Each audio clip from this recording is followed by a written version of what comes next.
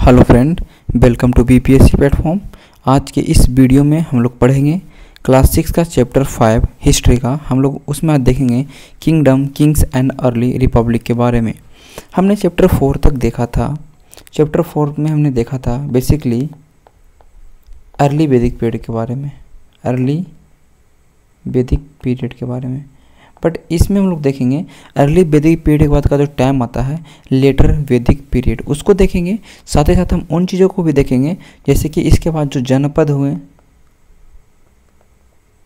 महाजनपद हुए, तो इन चीज़ों को इसमें हम चर्चा करने वाले हैं। ठीक है, तो आइए स्टार्ट करते हैं। इस चैप्टर का नाम ही है kingdom, Kings and the early Republic. पहले कौन से रिपब्लिक थे? दो गणतंत्र हैं। जब भी आप देखिए 16 महाजनपद में दो थे, वज्जी और मल। ये दो जगह ऐसे थे, वज्जी, वैशाली, मल। ठीक है, ये दोनों वज्जी और मल, ये दोनों ऐसे महाजनपद थे जो गणतंत्र थे, रिपब्लिक थे। तो उन्हीं के बारे में हम लोग आज डिस्कस करने वाले हैं इस चैप्टर में। ओके, कह रहा कि how some many become rulers, कैसे कुछ लोग रूलर्स बन गए, शासक बन गए।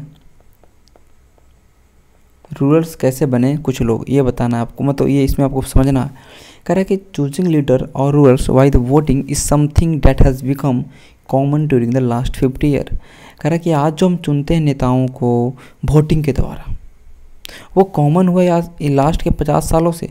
उसके पहले सारी चीज़ नहीं थी। तो भाई कैसे होता था, how become rulers in the past, ये भी चीज़ सबसे बड़ी बात है।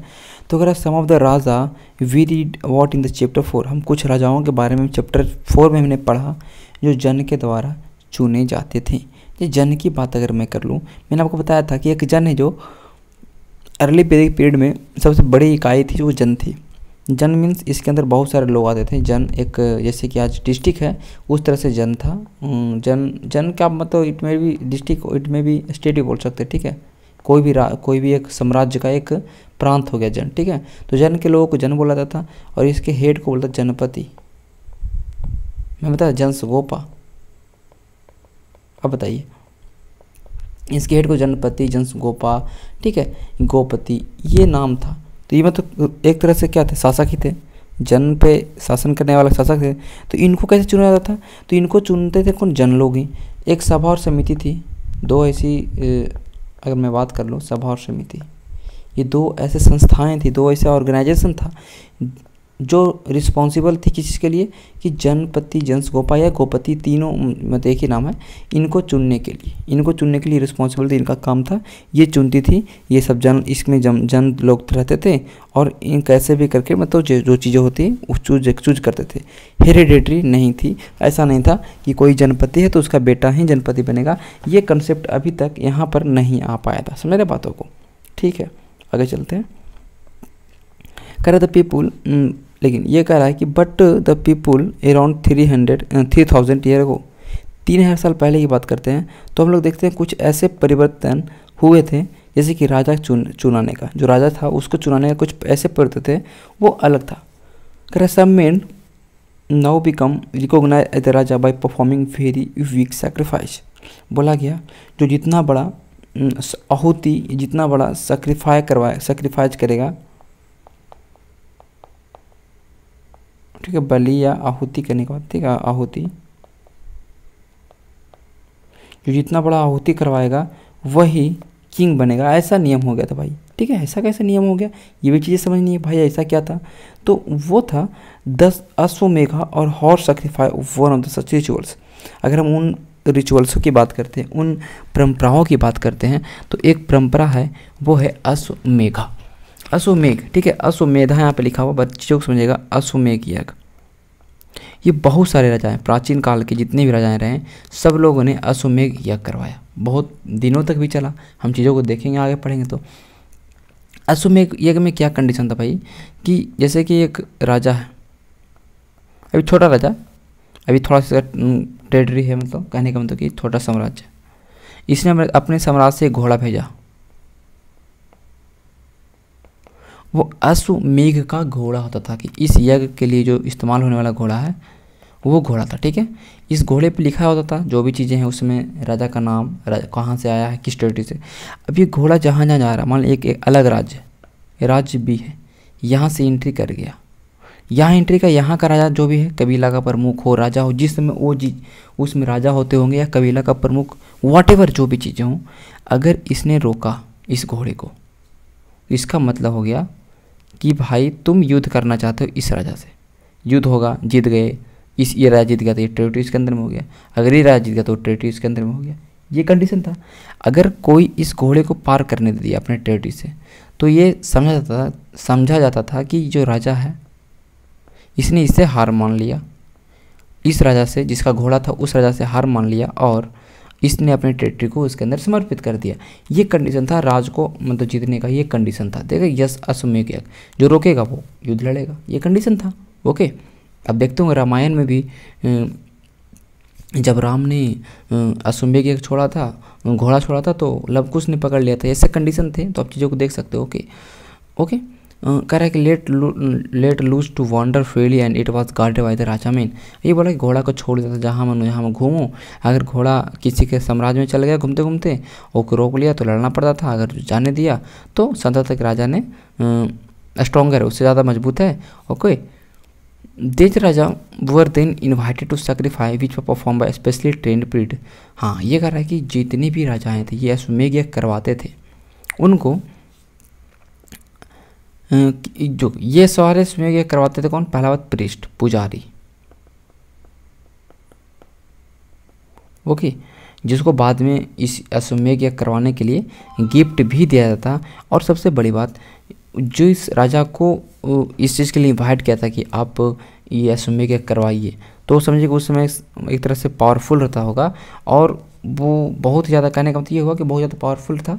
और जितने भी और भी अन्य राजाएँ थे वो इस सेक्रीफाइस में भाग लेते थे और गिफ्ट उफ्ट लाते थे। ये कंडीशन था उस समय की चीज़ में। ठीक है, तो अश्वमेध यज्ञ के बारे में आपको समझना क्या कंडीशन था, ये चीज़ें। ठीक है, इस चैप्टर में, क्योंकि क्लास 6 है तो इसमें ज़्यादा इन्फॉर्मेशन आपको नहीं दिया रहेगा। हालांकि मैंने जो आपको साइड में ये सब मैंने इधर इधर लिख के जो मैं पढ़ा दिया, डैट इज़ सफिशिएंट फॉर कोई भी एग्जाम के लिए अगर आप बात करेंगे तो वो सफिशिएंट रूप से आता नहीं चीज़ होगी। ठीक है, बाकी आप मेंस में देखिए, मेंस का जो वीडियो आ रहा है। The Raja was a central figure in this rituals. अब देखो राजा करवा रहा युद्ध, सॉरी ये यज्ञ, तो राजा तो होगा ही मुख्य। अगर हम देखेंगे फिगर की बात, सेंट्रल फिगर की बात करेंगे, सबसे मुख्य में तो राजा ही होगा, मेनी हेड तो राजा ही होगा, उसका स्पेशल सीट होगा। ठीक है, यह स्पेशल सीट हो सकता है, अथ्रोन एक सिंहासन हो सकता है, और एक टाइगर स्किन और एक बाघ का खाल हो सकता है। ये था his charioteers who was his companion. उसके जो रथ खींचने वाले, चैरियोटर मतलब क्या होगा? सारथी या रथ जो चलाने वाला था। हु वाज हिज कंपेनियन, उसका साथी था। In the battle field and witness his exploit scented tales of his glory. बोल रहा है कि जितने भी रथकार थे, जो रथ चलाने वाले थे, ठीक है, तो वो राजा का हमेशा अपना ग्लोरी का कहानी सुनाते रहते थे। ये सारे कंडीशन हैं। His relatives especially his wife, राजा का जो रिलेटिव्स है, वाइफ और सन, वो भी अलग अलग तरह के कुछ ऐसे प्रथाएं थी, रिचुअल्स थे, उनको भी परफॉर्म करना पड़ता था, उनको भी करना पड़ता था। Other raja were simply spectators, करे कोई जो अन्य राजाएं थे, जैसे कि एक राजा अश्वमेध यज्ञ करवा रहा है, तो जो अन्य राजाएं हैं वो क्या है भाई, एक तरह से दर्शक के रूप में रहते थे, वो बैठते थे और देखते थे किस तरह से सेक्रीफाइस हो रहा है। Priest perform the rituals including sprinkling water. जो प्रीस्ट थे वो कैसे करते थे, वो पानी छिड़ते थे राजा के ऊपर। ठीक है, सेकंड पवित्र वाटर। और ऑर्डिनरी पीपल थे, जैसे कुछ ऐसे आम जन थे जैसे विष और वैश्य, वो गिफ्ट लाते थे राजा के लिए। However some people such as those they regard as shudra, कुछ ऐसे भी लोग थे जैसे कि शूद्र, और जो कि प्रीस्ट के द्वारा शूद्र रिगार्ड किया गया था, वो इस रिचुअल से बाहर थे। ध्यान रखिएगा, इस रिचुअल में भाग लेने का, देखने तक का भी अधिकार नहीं था शूद्रों को। और शूद्रों को भी वैदिक टाइम में हम देखेंगे कि वेद पढ़ने का अधिकार नहीं था। हम आगे देखेंगे वेद पढ़ने का उन्हें अधिकार नहीं था, ना ही स्त्रियों को वेद पढ़ने का अधिकार नहीं था। वो कंडीशन था, हम देख सकते हैं वैदिक पीरियड के टाइम में। तो ये वैदिक पीरियड के बाद वाला कुछ जो अर्ली वैदिक लेटर वैदिक पीरियड आया, उसमें की बात है, ध्यान रखिएगा। ओके, ये है वर्णाच। तो वर्णाच के बारे में बोला है, we have many book that were compose in north India. कर बहुत सारे किताबें जो नॉर्थ इंडिया में कंपोज हुए, specially in the area drained by the Ganga and the Yamuna. Ganga और यमुना के अगर हम बात करेंगे, उस क्षेत्र में बहुत सारे बुक लिखे गए हैं during this period. This book are often called later Vedic. ध्यान रखिएगा, मैंने आपको बताया था कि जैसे ही अगर हम बात करेंगे ऋग्वेद के बाद जितने ही वेद हैं, ऋग्वेद को अगर छोड़ दें हम लोग तो उसके बाद जितने वेद है, यथर्वेद, यजुर्वेद और सामवेद, ये सारे वेद लेटर वैदिक पीरियड के बारे में बताएंगे आपको। लेटर वैदिक पीरियड के बाद वाली जितनी भी चीज़ें हुई है उन सब के बारे में जानकारी देगा ये। लेकिन ऋग्वेद एक ऐसा वेद है जो only letter early Vedic period में, तो कहने का मतलब कि ऋग्वेदीन कालीन या कह सकते हैं कि पूर्व वैदिक काल की बातें की जानकारी देता है। ओके, ध्यान रखिएगा। ओके, कह रहा है कि जैसे ये सारे वेद आपके बारे में लिखा गया है, और भी जैसे बहुत सारे बुक, जैसे कि ब्राह्मण कहलाएं, ये बुक है, ब्राह्मण बुक है, अरण्यक है, उपनिषद है, वेदांग है, ये सारे जो हैं बुक हैं, ये सारे बुक भी हमें उत्तर वैदिक काल की जानकारी देता है, मतलब लेटर वैदिक पीरियड, उत्तर वैदिक काल की जानकारी देता है। इट मीन्स 1000 BC से लेके 600 BC के पीरियड के बीच में। ध्यान रखिएगा। ओके, इसके बीच वाले चीज़ों के बारे में जानकारी हमें देता है। Okay, they also content rules about the society. उसमें और भी ऐसे सारे चीज़ें हैं कि समाज का क्या नियम है, जो भी चीज़ें लिखा पुजारियों ने वो सारी चीज़ इसमें शामिल है। Okay, there were several different group in society at this time. उसमें बहुत सारे ग्रुप थे, जैसे कि priest and the warriors. Okay, पुजारी और योद्धा, farmer, herders, traders, craft person, ये सारे हैं उसमें लोग रहते थे समाज में। कहीं ना कहीं इस चीज़ के बारे में बुक में मेंशन है, तभी हम यहाँ पे पढ़ रहे हैं। ठीक है, जैसे कुछ प्रीस्ट और वेरियर बहुत ही अमीर थे, और कुछ फार्मर भी कुछ पैसे वाले थे, ट्रेडर्स भी। बट उसके बाद जैसे कुछ पशुपालक हो गए, चरवाहे हो गए, क्राफ्ट पर्सन हो गए, श्रमिक हो गए, मछुआरे हो गए, शिकारी हो गए, ये बहुत ही गरीब थे। प्रीस्ट ने 4 ग्रुप में बांट दिया, 4 वर्ण में, उसे वर्ण बोला गया। ठीक है, वर्ण, 4 वर्णों में बांटा समाज को उस टाइम में। ध्यान रखिएगा, ईच वर्ण has different set of function, और हर वर्ण का एक काम था, उसके काम के अकॉर्डिंग का वर्ण को विभाजित किया गया। हालांकि ये कंडीशन ज़्यादा दिन तक नहीं रहा, काम के ऊपर नहीं, अब लोगों का बाई वर्थ ये सारे कंडीशन हो गए। ध्यान रखिएगा। तो पहला वर्ण था Brahmin. Brahmin were expected to study and the Vedas.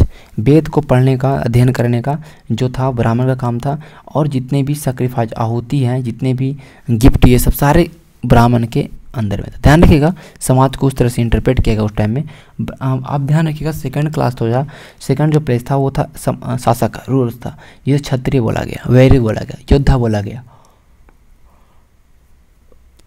उन्हें expected to fight battles and the protect. उनका काम था भाई कि तुम युद्ध लड़ो और लोगों की रक्षा करो, तुम योद्धा हो, तुम क्षत्रिय हो, ये काम था सेकंड क्लास का। ठीक है, थर्ड था विष और वैश्या। वैश्य था जो फार्मर थे, हर्डर थे, ट्रेडर्स थे, इन सारे केसेस में ये थे। Okay, Kshatriya and the Vysya could perform sacrifice. ध्यान रखिएगा, ये वैश्या जो है और क्षत्रिय है, इनको सैक्रिफाइस परफॉर्म करने का उस समय अधिकार था। मीन्स ये उन तरह को जो प्रथाएं हैं, आहुतियां हैं, उनमें ये भाग ले सकते हैं, क्षत्रिय और Vaishya. But the last one is the Shudra who had to serve the other. उनका काम था भैया कि तुम सेवा करो, और जो 3 ग्रुप है उनका सेवा कौन करेगा? शूद्र, 4th ग्रुप। ठीक है, both women's and the Shudra were not allowed to study the Vedas. महिलाएं और शूद्र, इन्हें वेद पढ़ने का अधिकार नहीं था। द प्रीस्ट आल्सो थे डेथ। प्रीस्ट ने ये भी बोला भैया कि ये जो ग्रुप हैं ये बाई बर्थ डिसाइड किया जाएगा। जितने भी ग्रुप आप देख रहे हैं, ये 4 जो वर्ण हैं, ये बाई बर्थ डिसाइड किया जाएगा। जैसे कि एक सुनार के घर में एक लड़का पैदा हुआ तो वो सुनार ही कहलाएगा, ना कि वो कौन काम करेगा उसके अकॉर्डिंग। क्योंकि उस टाइम क्या था कि जो जैसा काम कर रहा उसके अकॉर्डिंग उसका नाम, उसका पहचान था। बट एट ए टाइम जब हम देखेंगे लेटर वेद पीरियड में देख रहे हैं क्या हुआ कि जो अब जन्म के अकॉर्डिंग सबका विभाजन होने लगा, तो ये सारे कंडीशन आ गए जो आज भी हमें देखने को मिलता है। ये सारी चीज़ें हैं, वही लिखा हुआ। बाद में ये भी होगा भाई कि कुछ लोगों को उन्होंने अनटचेबल बनाया, अछूत। क्या बना दिया भैया, अछूत बना दिया कि उसे छू दो तो तुम, एक कहने का मतलब कि एक तुम गंदे हो जाओगे, किसी लोगों को छूने से गंदे हो जाएगा, ये एक कंडीशन था।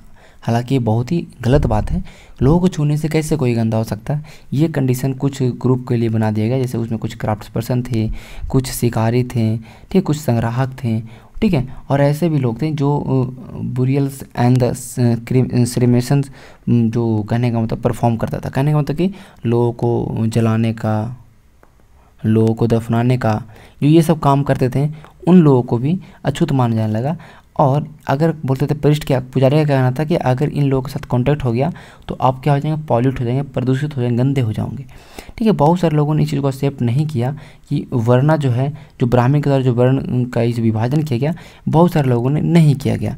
और कुछ राजा सोचते थे कि हम तो भाई पुजारी से आगे हैं, हम तो पुजारी से आगे हैं। और कुछ सोचते थे कि जो जन्म है वो एक आधार नहीं होना चाहिए किसी के वर्ण को डिसाइड करने का, ठीक है। बिसाइड कुछ ऐसे भी लोग थे कि सोचते थे कि हम लोगों के बीच में ऑक्यूपेशन के अकॉर्डिंग लोगों के बीच में डिफरेंस नहीं होना चाहिए, उनके पेशा के अकॉर्डिंग लोगों के बीच में भेदभाव नहीं होना चाहिए। बहुत अच्छा सोचता। Other feel that everybody should be able to perform ritual. कुछ चाहते थे कि हर लोग को रिचुअल परफॉर्म करने का मौका मिले, हर लोग रिचुअल परफॉर्म कर सकते हैं, होना चाहिए। कुछ लोग ने इस प्रथा को, इस प्रैक्टिस का बहुत ही निंदा किया, कंडेम्ड किया कि ये अनटचेबिलिटी जो है बहुत ही बेकार चीज़ है। ओके, छुआछूत बहुत ही बेकार चीज़, तो ख़त्म करो। हालांकि आप देख सकते हैं कि article 17 in the fundamental right article जो अनटचेबिलिटी को ख़त्म करता है, इंड करता है, एलिमिनेट द अनटचेबिलिटी, ध्यान रखिएगा। Okay, there have been many areas in the subcontinent, such as the northeast, where social and economic differences were not very sharp, where the influence of the priest was limited. ये बोला कि कुछ ऐसे भी area north east में है, कुछ ऐसे भी एरिया जहाँ पर सोशल इकोनॉमिक डिफरेंसेस उतना साफ नहीं था, और वहाँ पे ब्राह्मणों का जो प्रीस्टों का जो मतलब पुजारियों का जो इन्फ्लुएंस था, प्रभाव था, वो एक लिमिटेड मात्रा में था, ज़्यादा नहीं था, ठीक है, ध्यान रखिएगा। जनपद, जनपद क्या था भैया, एक जन है, एक जिला है, दूसरे जिला को जीत लिया, मिलकर क्या बना दिया, जनपद। जिला है जो भी हो, उसमें जो भी चीज़ें रही होगी, जैसे कि आज तो हम यूपी में देख लेते हैं जनपद मतलब क्या होता है, डिस्ट्रिक्ट होता है, ठीक है। यूपी में जिला नहीं बोलते हैं, जनपद बोलते हैं, ध्यान रखिए। तो जनपद हो गया कि जो raja who perform big sacrifice were recognise as the being the raja of the janapada rather than jana, ध्यान रखिएगा भाई। पहले जा क्या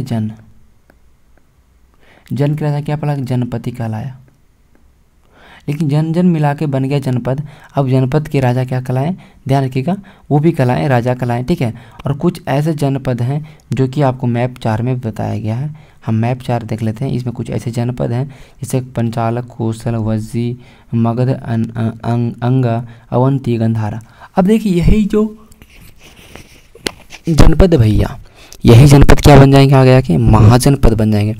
2-3 जनपद मिलके एक महाजनपद का निर्माण करेगा, ये हम देखेंगे आगे, ठीक है, ध्यान रखिएगा।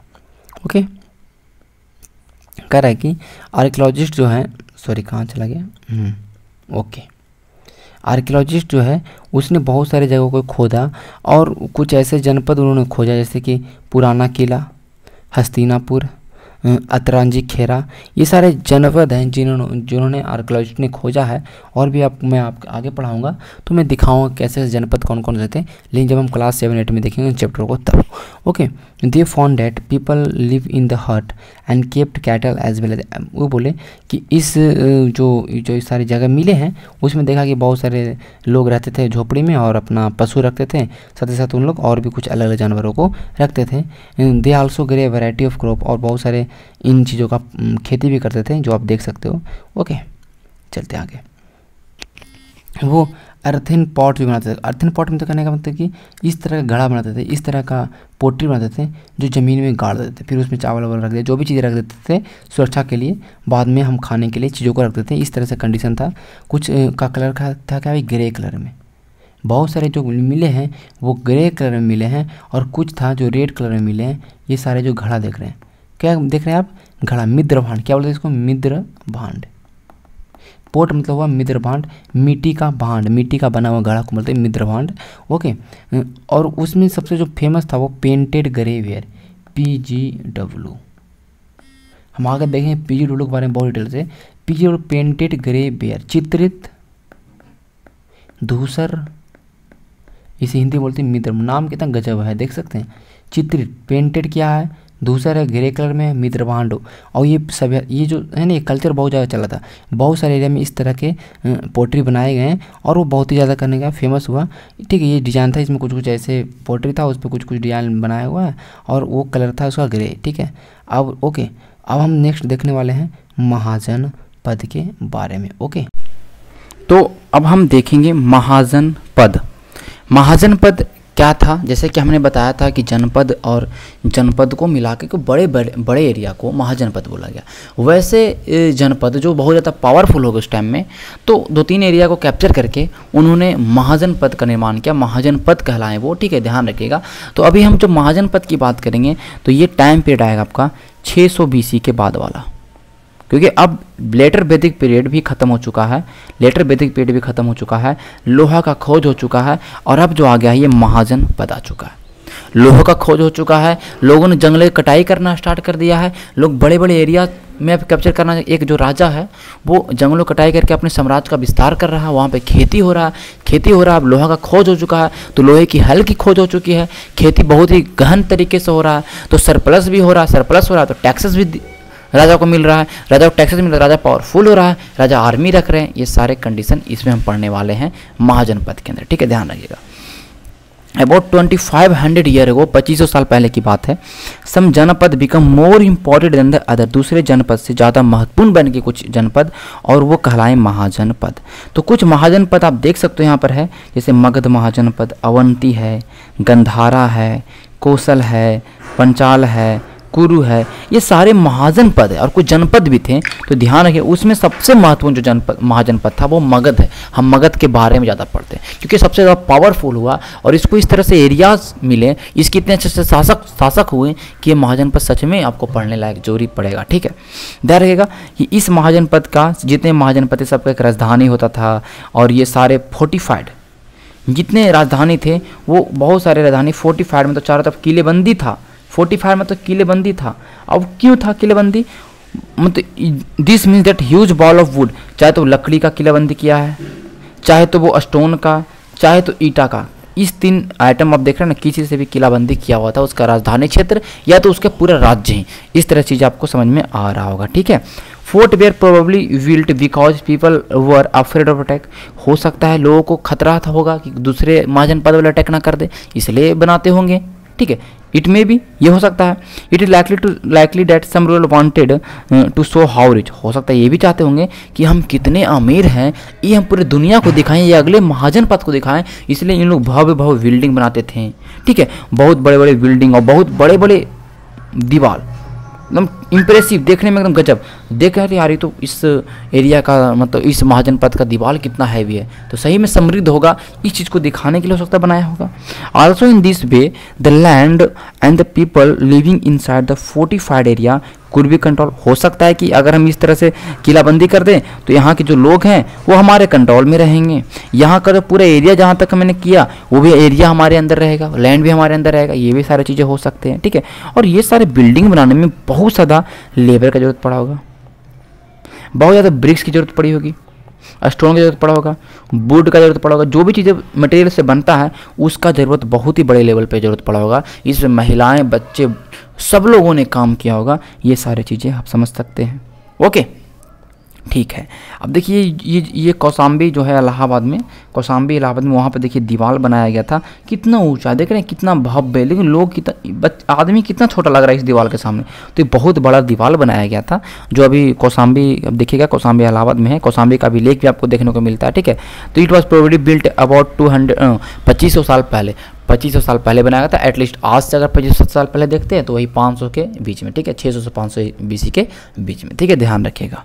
Okay, the new Raja now begin maintaining army, अब नए राजा को भाई आर्मी रखना है, आर्मी को मेंटेन। पहले लेटर वैदिक पीरियड के टाइम तक अगर आप देखते हैं, इसके टाइम तक देखते हैं तो यहाँ पर आर्मी क्या थे, रेगुलर नहीं थे, आर्मी को पैसा नहीं मिलता था, आर्मी को, क्योंकि मेनली अर्ली वैदिक पीरियड की अगर बात कर लेना, क्या काम था, कबीले की सुरक्षा करना। यहाँ जो भी राजा थे, जो भी भूपति जनसगोपा था या जनपति था, उनका काम था जन का सुरक्षा करना, कबीले का सुरक्षा करना, पशुओं का सुरक्षा करना। तो ये एरिया के लिए नहीं लड़ते थे, ये पशुओं के लिए लड़ते थे।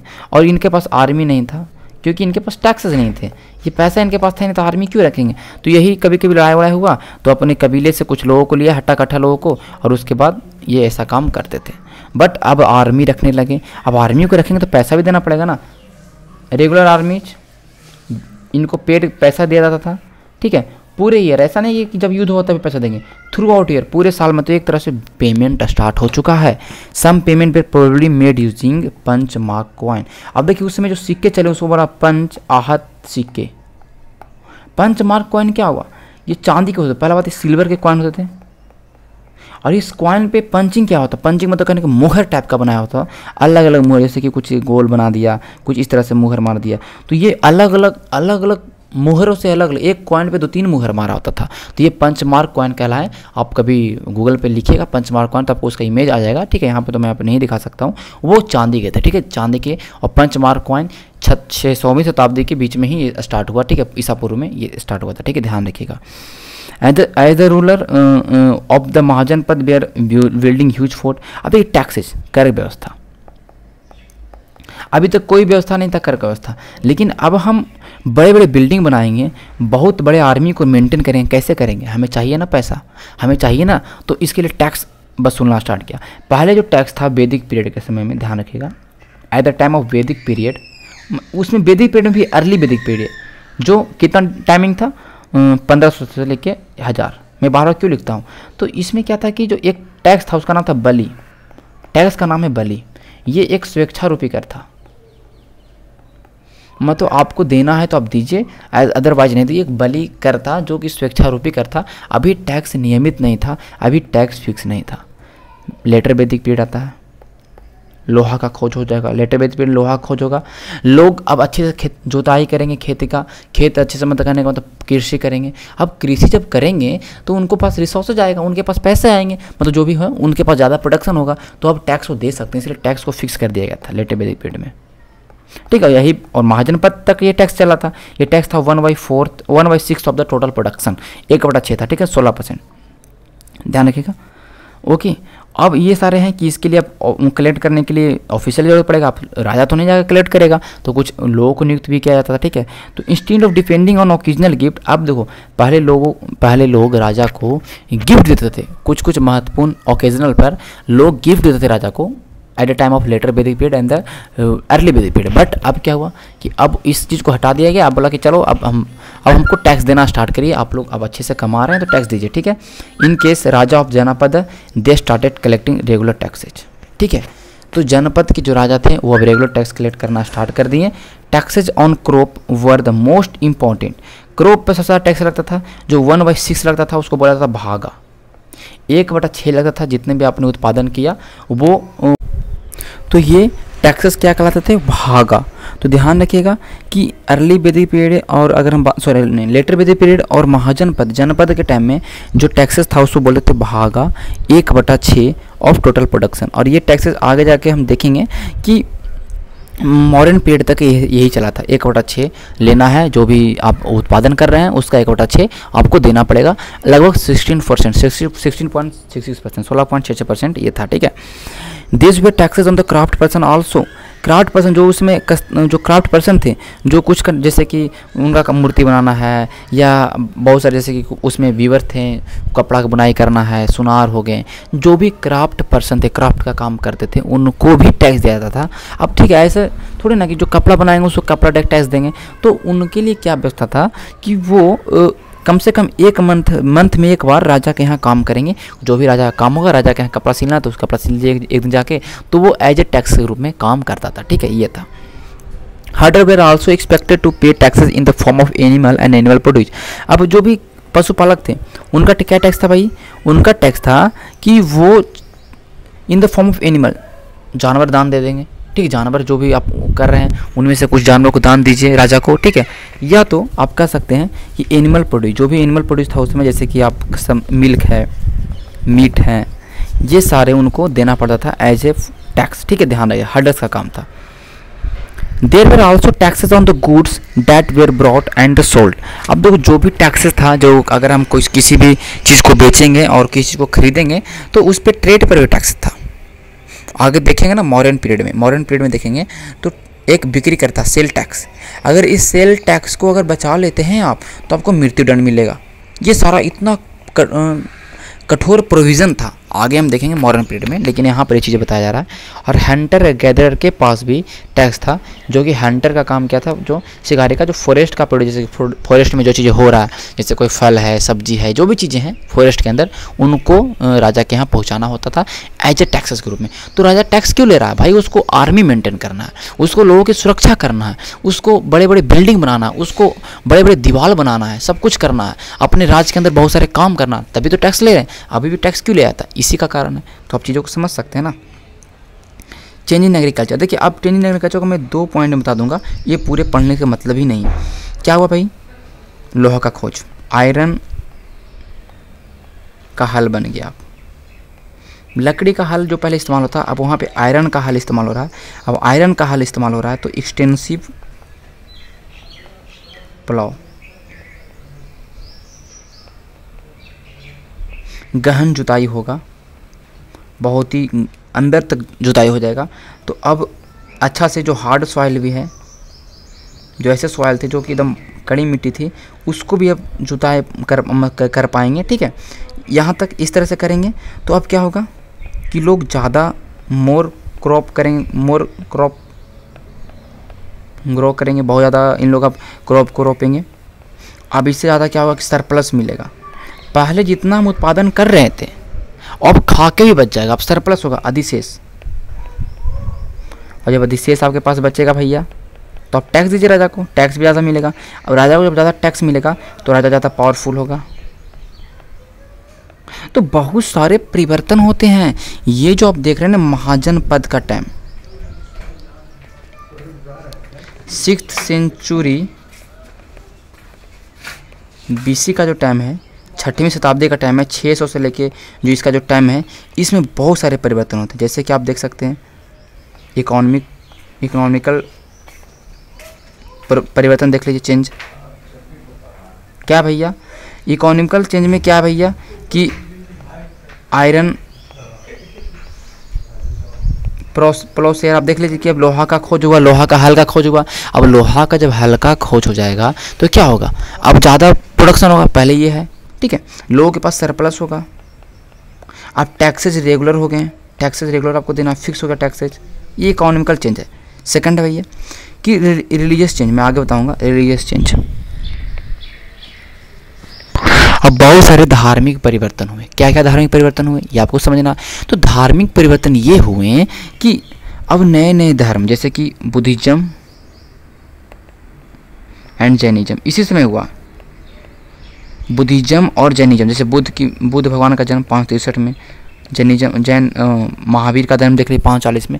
तो बुद्धिज्म और जैनिज्म जो धर्म है इसकी भी स्टार्टिंग इस समय हुई, क्योंकि वो जो वैदिक धर्म था, वैदिक जो आपका उसमें रिलीजन था, वैदिक रिलीजन, मैंने बताया था कि वैदिक रिलीजन के अंदर इतना ज़्यादा बुराइयाँ आ गया था, इविल आ गए थे।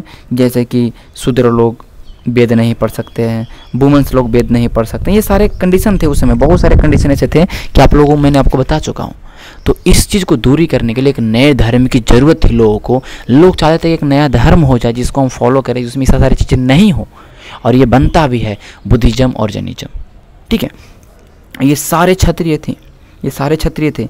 तो क्षत्रिय लोग ऐसे भी ब्राह्मण जो पृष्ठ थे उसमें पुजारी थे, ब्राह्मण से अपने आप को ऊपर समझते थे, और इन्होंने इस धर्म का स्थापना भी कर दिया। और बहुत ज़्यादा उस समय उसमें बहुत ज़्यादा हद तक के ये धर्म प्रभावित भी किया लोगों को। हालांकि बाद में इस चीज़ को ख़त्म, मतलब कहने का मतलब कि लेस इंपॉर्टेंस हो गया, क्योंकि इसके अंदर भी कुछ ना कुछ बुराइयाँ आ गई थी बाद में, लेकिन कम से कम 200 साल तक तो ये बहुत ज़्यादा रहा। ठीक है, ध्यान रखिएगा।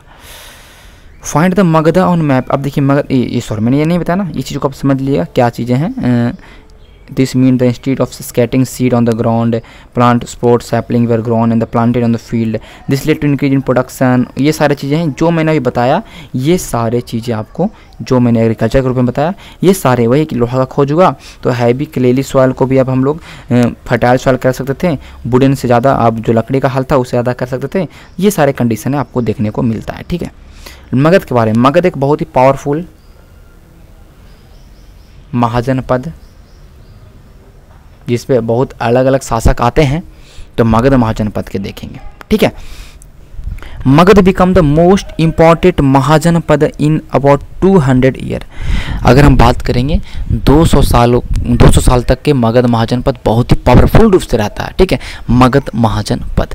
आया हम अब बात कर रहे हैं 540 से 544 बीसी की बात कर रहे हैं। उसके बाद देखते हैं कि 300 तक के ये मगध 300 समथिंग तक के मगध महाजनपद बहुत ही पावरफुल रहता है, बहुत ही पावरफुल रहता है। मॉडर्न पीरियड के बाद तक के कुछ समय तक के ये मगध महाजनपद बहुत ही पावरफुल रहता है। क्यों रहता है? क्योंकि इसके साथ एरिया आ जाए, देखिए गंगा नदी बह रही है इस एरिया से, तो लैंड फर्टाइल है, उपजाऊ भूमि है, तो खेती अच्छा हो रहा है, खेती अच्छा है तो सरप्लस हो रहा है, सरप्लस अच्छा है तो लोग टैक्स दे पा रहे, राजा को टैक्स राजा को मिल रहा है, राजा आर्मी को मेंटेन कर पा रहा है। आज राजा आर्मी को मेंटेन कर पा रहा है, पावरफुल किंगडम है। ये सारे कंडीशन आप देख सकते हो, सब कुछ एक समझ सकते हैं।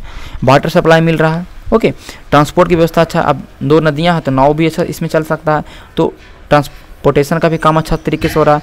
अब इसमें बहुत ज़्यादा, इस एरिया में बहुत ज़्यादा फॉरेस्ट है, बहुत ज़्यादा जंगल था।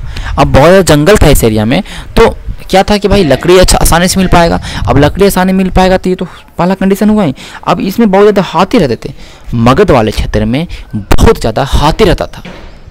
अब बहुत ज़्यादा हाथी रहेगा तो क्या होगा भैया कि लोग उस हाथी को पकड़ते थे, उसको ट्रेन करते थे और आर्मी में रखते थे। आपको पता होना चाहिए मगध का जो नंद वंश था उसमें बहुत ज़्यादा हाथी था, और मौर्य वंश के अंदर भी बहुत ज़्यादा हाथी था जो कि सेना के रूप में रहता था, और ये eight the time of war युद्ध के समय काम करता था। और अशोक ने कलिंग पे जो आक्रमण किया था 261 बीसी में, वो हाथी के लिए ही किया था। हाथी वहाँ बहुत ज़्यादा था, वहाँ के हाथी बहुत फेमस थे, तो इसलिए हाथी को ही कैप्चर करने के लिए अशोक ने प्रोबेबली उसने आक्रमण किया था, ध्यान रखिएगा। ठीक है, ये था, ये फॉरेस्ट का जो था वो लकड़ी देता था, लकड़ी से बहुत ज़्यादा घर बनाने में इस्तेमाल आता था। ठीक है, और चैरियट रथ बनाने में, कार्ट बनाने में। ठीक है, और ये जो एरिया था मगध का, वहाँ पे आयरन और लौह एब्स का बहुत था। अभी भी देख लीजिए, उड़ीसा वाला क्षेत्र देख लीजिए, बंगाल का क्षेत्र देख लीजिए, तो ये जो आप क्षेत्र देख रहे हैं, झारखंड का क्षेत्र देख रहे हैं, तो यहाँ पे कहीं ना कहीं लौह एस्क अभी भी है। और छत्तीसगढ़ का क्षेत्र देख लीजिए, तो पहले भी लौह एस्क था यहाँ पे, और लौह एस्क रहेगा तो लोहा अच्छा से हम निकाल सकते हैं, और लोहा रहेगा तो लोहा से आप बीपन बना सकते हैं, आप हथियार बना सकते हैं, बड़े बड़े टूल्स बना सकते हैं। तो लोहा का बहुत ज़्यादा इस्तेमाल भी हो रहा है, और ये क्षेत्र ऐसे ही थोड़ी ना संपन्न होगा, क्योंकि इसके अंदर एक कंडीशन क्रिएट किया गया, तो ऐसे इसलिए हो रहा है। ठीक है, ध्यान रखिएगा। मगध के 2 महत्वपूर्ण रूरल्स के बारे में बताया जा रहा है, बिंबिसार और अजातशत्रु। देखिए बिंबिसार, ये जो बिंबिसार है ना, ध्यान रखिएगा, बिंबिसार जो है भाई, इसके बारे में आपको एक चीज़ याद रखना है। 544 से लेके, कभी की डेट अलग रहता है, 492 बीसी तक इसका शासन काल रहा है, 52 साल, लगभग 52 साल। 544 से 492 बीसी तक इनका शासनकाल रहा था, ध्यान रखिएगा। ओके, कहाँ चला गया? ठीक है, बिंबिसार था जो हैर्यक वंश का था। किस वंश का था? हैर्यक डायनेस्टी। ये बहुत ही पावरफुल रूलर था, इसने मगध महाजनपद को बहुत बड़े एरिया को फैलाने का काम किया, ये बिंबिसार और इसके बेटा अजातशत्रु ने। बिंबिसार ने भाई 3 शादी कर लिया, 3 मैरिज। एक शादी किया महाकोसला से, ये कहाँ की थी? कौशल देश की राजकुमारी। उसमें कौशल जनपद, महाजनपद था कौशल देश। यहाँ के राजा थे प्रसेनजित। तो प्रसेनजित की बहन थी महाकोसला, इससे शादी किया बिंबिसार ने, पहला शादी। दूसरा शादी किसने की? दूसरा शादी कहाँ से किया भाई? चेटक करके राजा था, उसकी पुत्री चिलन्ना, जो कि वैशाली का था। वैशाली में तो वज्जी का था। ठीक है, तीसरा शादी किया भैया मद्र की राजकुमारी,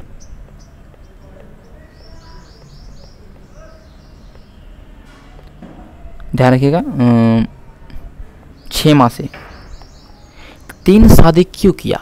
इसने अपने एरिया को बढ़ाने के लिए, क्योंकि इसको एक जो इनके जो सलाहकार थे उस सलाहकार ने इसको सेशन दिया कि देखिए आप अपने एरिया को केवल युद्ध से नहीं जीत सकते हैं, आप 3 रणनीति को अपनाइए। क्या क्या भाई? 3 पॉलिसी क्या था इनका? एक विवाह नीति अपनाइए, एक दोस्ती कर लीजिए, और एक आप चाहे तो एक युद्ध जीत लीजिए। तो देखिए एक तो अंग था,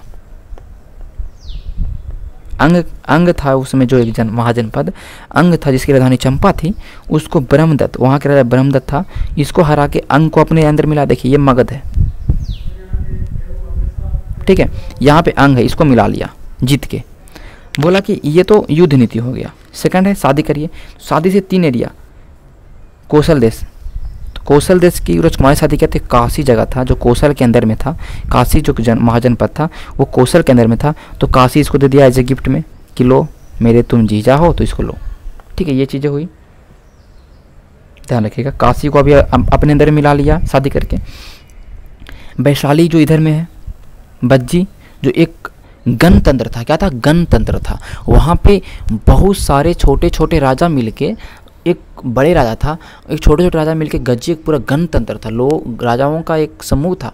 तो ये बज्जी को भी एक छोटे वैशाली एरिया को भी मिल गया इसको, क्योंकि वहाँ पे दामाद बन चुका है, तो वहाँ भी ये अटैक नहीं करेगा इसके ऊपर, और ये एज ए कुछ न करने का मतलब कुछ एरिया को दे भी देगा, ठीक है। बिम्बिसार को, अभी बिम्बिसार की बात कर रहे हैं।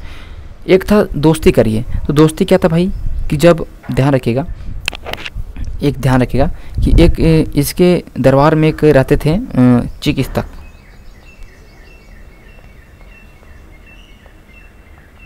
ठीक है, इसके दरबार में एक चिकित्सक थे जीवक, उसका नाम था जीवक। इस डॉक्टर को भेजा था जब, ध्यान रखिएगा, इस एक डॉक्टर को भेजा था कि जब, ध्यान रखिएगा, ओके। यहाँ पर एक एरिया था, देखिए मैं आपको मैप में दिखा देता हूँ, मैप से आपको अच्छे से समझ में आएगा चीज़ें। कहाँ गया मैप? ओके, ये मैप है, ठीक है। अवंती, देखिए ये अवंती है। यहाँ के राजा थे प्रद्योत जब बीमार पड़ता है तो ये अपने वैद्य जीवक को भेजता है इसके उपचार के लिए। पीलिया रोग से ग्रसित होता है, तो ये भी अब दोस्त बन गया। अब देखिए ये काशी, मगध के अंदर काशी है, अंग मिला लिया है, इधर वैशाली मिला लिया है, और कौशल भी अटैक नहीं करेगा क्योंकि काशी को आप ऑलरेडी दे चुका है, इधर से अवंती अटैक नहीं करेगा। इतना पावरफुल, इतना अच्छा चल रहा है चीज़ें, ठीक है, इतना सा चीज़ें चल रही हैं। अब आगे देखिएगा, ठीक है, ध्यान से चीज़ों को।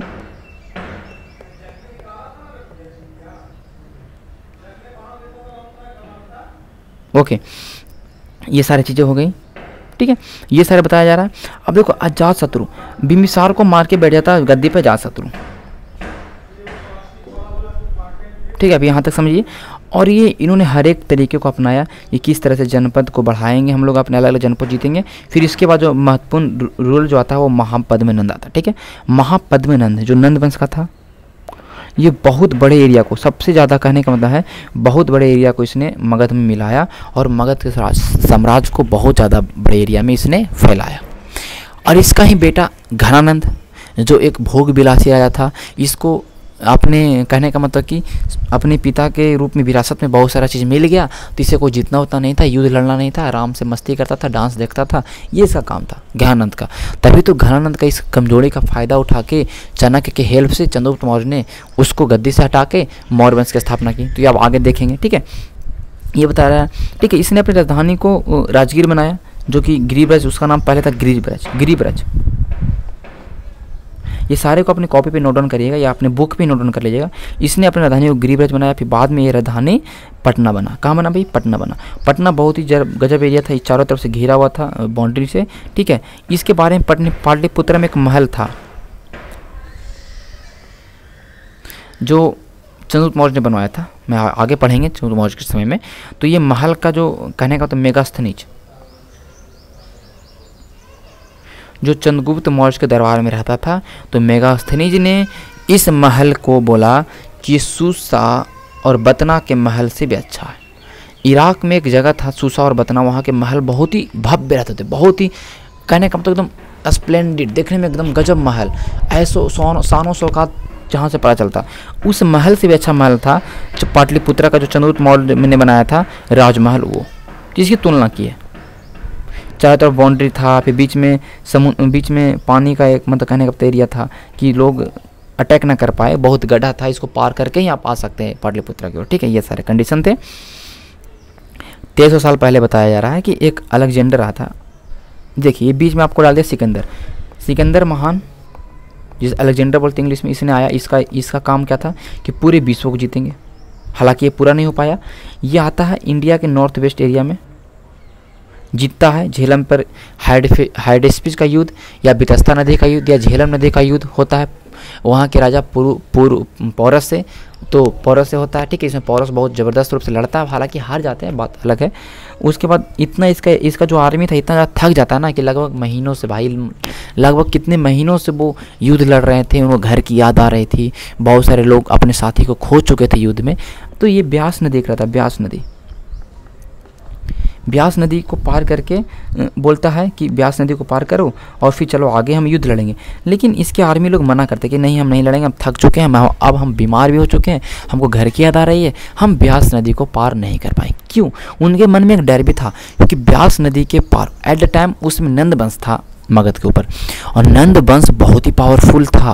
मैंने बताया ना कि नंद वंश के अंदर इतने ज़्यादा आर्मी थे, इतने ज़्यादा उनके पास घोड़ा घुड़सवार सब कुछ था ना, कि भले घनानंद एकदम टेंशन मुक्त आदमी था, बट उसके पास इतना आर्मी था ना कि लोग डरते थे। उस समय के जो भी कंटेम्प्रेरी रूलर्स थे वो डरते थे।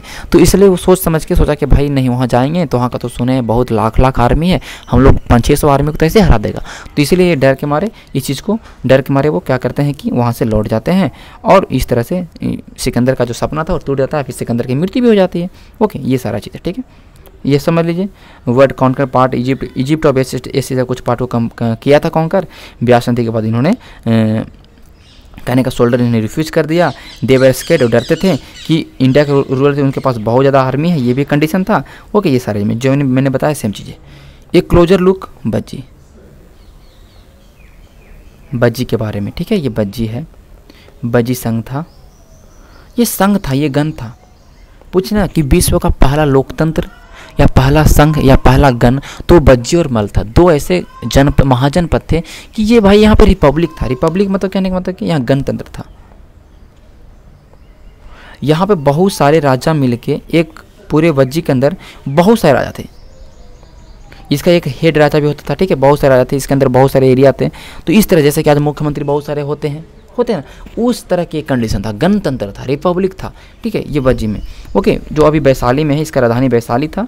Was under different form of government known as गण और संघ। गण और संघ के अंदर में था, गण संघ एक नहीं था, ये बहुत सारे इसमें राजा रहते थे। समटाइम इवन 1000 रूलर, बहुत सारे 1000 लोग इसके अंदर में शासन करते थे। एक तरह का गणतंत्र था, ये आपको ध्यान में रखना है, ओके। सभी राजा मिलके एक साथ एक रिचुअल्स को परफॉर्म करते थे, असेंबली करते थे, सभा करते थे, फिर मैटर पर डिसाइड करते थे, निर्णय लेते थे क्या करना था। एकदम आज जो आप देख रहे हैं लोकसभा राज्यसभा, उस तरह से वो कंडीशन चल रहा था, गणतंत्र का वहाँ पे कंडीशन चल रहा था, ठीक है। अगर कोई एनिमी अटैक करेगा तो उसके ऊपर डिस्कस करते थे किस तरह से इस खतरा को टाला जाए, ठीक है। लेकिन एक चीज़ था कि वुमेन्स, दास और कर्मकार, इनको असेंबली में पार्टिसिपेट नहीं करने दिया जाता था। महिलाएं, दास दासी और जो भी कर्मकार थे, जो भी काम करने वाले लोग थे, उनको इस पूरे असेंबली में काम करने नहीं दिया जाता था। ऐसा हमें मिलता है जो भी वैदिक ग्रंथ है उसमें हमको देखने को मिलता है, ठीक है, ध्यान रखिएगा। कह रहा कि बुद्धा और महावीरा इसी गण से बिलोंग करते। देखिए बुद्ध की बात करेंगे तो लुम्बिनी, ठीक, कपिल वस्तु में है, तो ये भी उसी वैशाली वाले एरिया में। महावीरा बज्जी संघ के, इसके पिता ही बज्जी संघ के हेड थे, तो ये वैशाली वाले एरिया से, इस एरिया से ये लोग बिलोंग करते थे, ठीक है, इस एरिया से बिलोंग करते थे। चैप्टर 6 में पढ़ेंगे, okay. Some of most vivid description life in sangha we can found in the Buddhist book.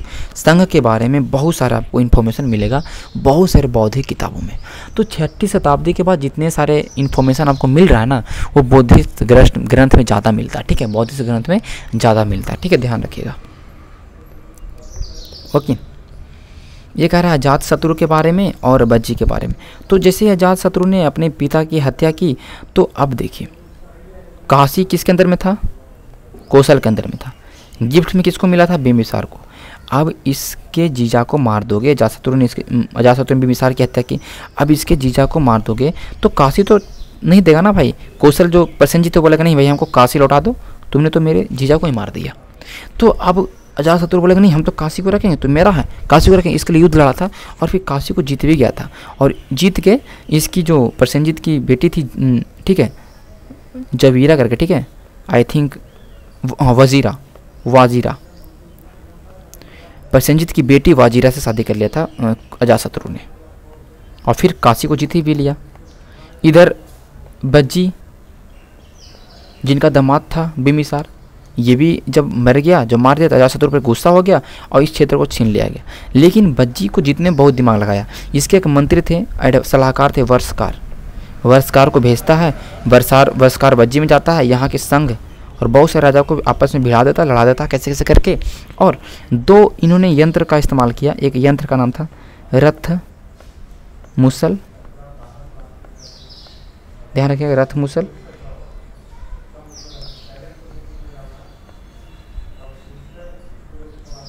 महाशिला कंटक। 2 यंत्र थे, रथ मुसल और महाशिला कंटक।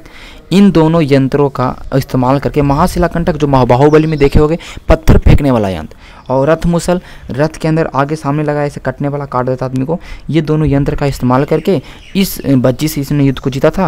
और फिर बाद में बज्जी ने एक असेंबली किया। कहने का मतलब कि क्या हुआ कि इस तरह से काम हुआ, और फिर बज्जी फिर जाके इसमें मिल गया था, ठीक है। Vajji women were not held by force और कैप्चर, ये लिखा गया है। रिस्पेक्टेड शुड और supported listen to other, chaitya were maintain to both town and village. ये सारी चीज़ें लिखा गया जो आपको समझना चाहिए, वो ज़्यादा महत्वपूर्ण नहीं है। आगे हम देख लेंगे बज्जी अजातशत्रु के बारे में। ऐसे हमने ऑलरेडी आपको इसको ज़्यादा मोर इन्फॉर्मेशन चाहिए आपको, तो आप जाकर देखिए महाजनपद का वीडियो, ठीक है। और डिटेल्स मैंने बताया, महाजनपद का वीडियो है, हिस्ट्री में हिस्ट्री का सेक्शन बना होगा, उसमें महाजनपद का वीडियो होगा, वहाँ जाके इन चीज़ों को देख लीजिए, सब समझ में आ जाएगा, ठीक है। ये एनसीईआरटी क्लास 6 में बता रहा है, इससे ज़्यादा डिटेल में नहीं बता रहा हूँ। 7, 8, 9, 10 में बढ़ेंगे तो डिटेल में चर्चा करेंगे, ठीक है। ऐसे वीडियो 1 घंटा का बन जा रहा है, ठीक है। Raja of the powerful kingdom try to conquer the sangha. बहुत सारे राजा ने इस संघ को कॉन्कर करने के लिए उपाय लगाए। जो संघ था बज्जी और मल्ल को कॉन्कर करने के लिए बहुत दिमाग लगाया, लेकिन हालांकि नहीं हुआ। कुछ पार्ट कर पाए, जैसे बज्जी के कुछ पार्ट को वैशाली को कैप्चर कर पाया। लेकिन बाद में गुप्ता आता है जिसमें संघ कमज़ोर हो चुका था, तो गुप्ता रूलर ने सारे इस एरिया को कैप्चर किया। तो ये हम चैप्टर 10 में पढ़ेंगे गुप्ता के बारे में, ठीक है। ये सारे एल्स वेयर है, ये चीज़ को समझ लीजिएगा, कोई ज़्यादा महत्वपूर्ण नहीं है। तो इस तरह से हमने चैप्टर को खत्म किया। इसको आप इन्फॉर्मेशन, इसको आंसर कर लीजिएगा। इस क्वेश्चन को आप लोग बना लीजिए, सारे क्वेश्चन को बना लीजिएगा जो भी आपके मन में है, क्योंकि इसको बनाना जरूरी है। जो भी 4-5 लाइन आप बता पाइएगा पढ़ के, तो आपका डेवलप होगा, राइटिंग स्किल डेवलप होगा, आपकी सोच डेवलप होगी। इस तरह से इस चैप्टर को करते हैं समाप्त। मिलते हैं अगले सेशन में। धन्यवाद।